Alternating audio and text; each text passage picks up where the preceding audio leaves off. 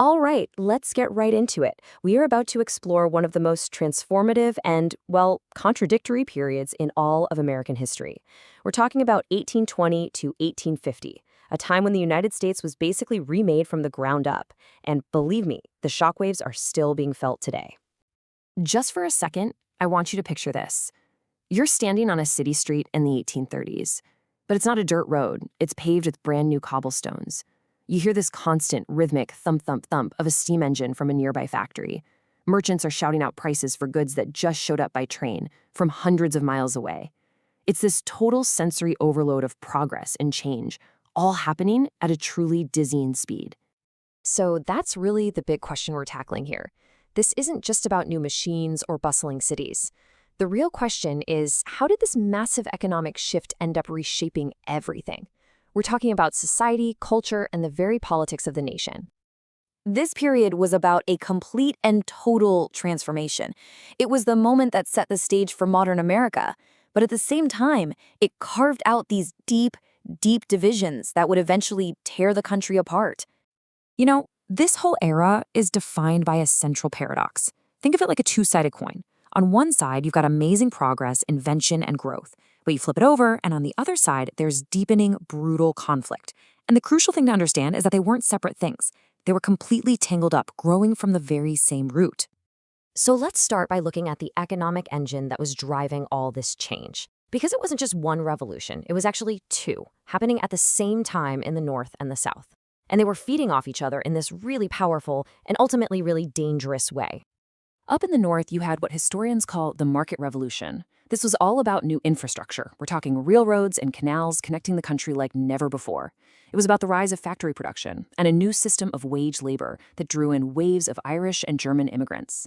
And at the exact same time, the South was going through its own massive boom, the Cotton Revolution, a mind-boggling explosion in cotton production, all made possible by the cotton gin and, you guessed it, the insatiable demand from those very same northern factories. This really shows you the hidden engine that was both driving the nation forward and pulling it apart. It was this powerful feedback loop.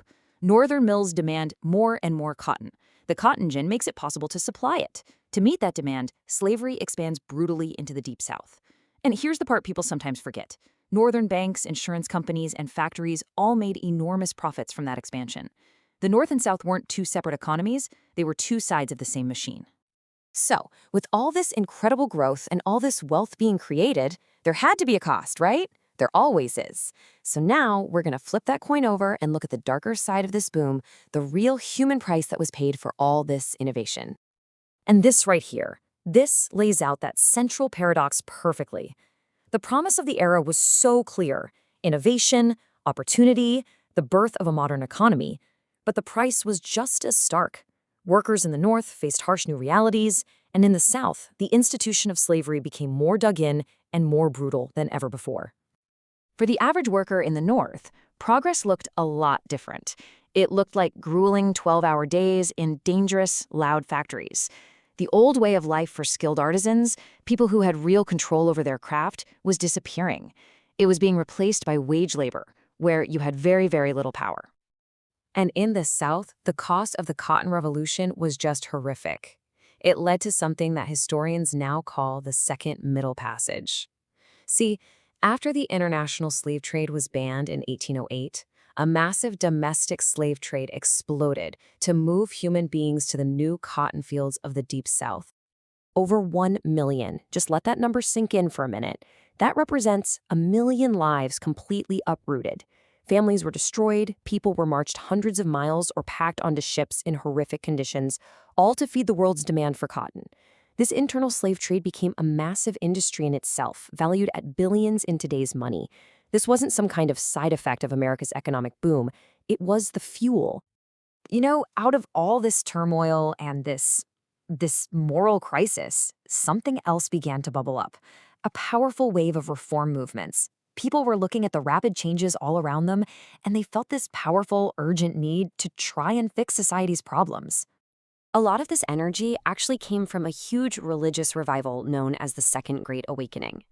It spread this really powerful idea that society wasn't just stuck the way it was, that it could actually be perfected, and that every person had a moral duty to try and improve it.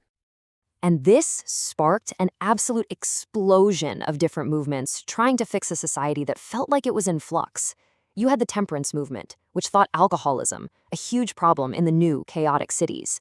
You had pioneers like Horace Mann arguing for public schools, because he believed an educated population was essential for a republic facing all these new challenges.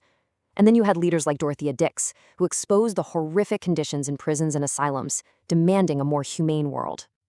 But here's the thing. All of these changes, the economic booms, the social costs, even the reform movements, they didn't bring the country closer together. If anything, they hardened the identities of the North and the South, making them feel more different from each other than ever before. They were setting the stage for the ultimate conflict. So, how are we supposed to view this era? I mean, historians still debate it. Was it mainly an era of progress that built our modern economy? Or do we have to define it by its immense human cost, the exploitation of workers, and the brutal entrenchment of slavery? Even the reforms are debated. Were they truly democratic efforts, or were they sometimes a form of social control? So I think the crucial point is this. You simply cannot separate the two. The very same forces that drove incredible economic growth and innovation also created deep social divisions and a profound moral crisis. They weren't just happening at the same time. They were two threads of the exact same story.